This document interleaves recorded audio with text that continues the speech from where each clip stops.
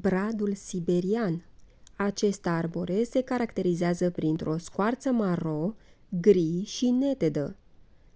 Poate atinge 35 de metri.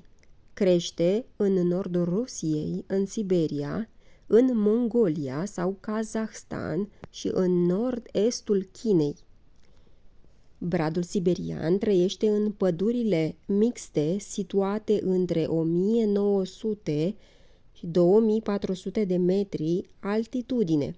Rezistă foarte bine la frig, până la temperaturi ce pot atinge minus 50 de grade Celsius.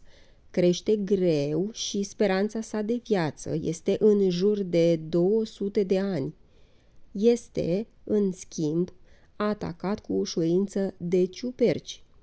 Lemnul său este utilizat pentru construcții. Mirosul uleiului esențial este cu mult mai puțin rășinos față de alte uleiuri esențiale obținute din diferite specii de pin. Degajă un miros plăcut de pădure și aduce calmul și destinderea. Are următoarele proprietăți. Este antiinfecțios, bactericid, antiviral, fungicid.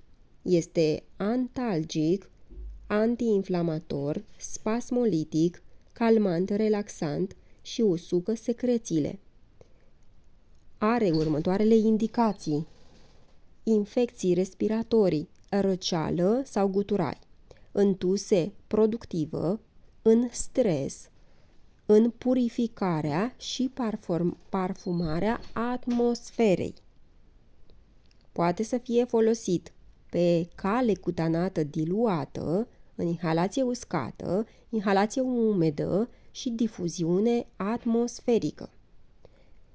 Într-un difuzor cu jet de aer uscat, în amestec cu uleiul esențial de grapefruit, de exemplu, deoarece este ușor iritant.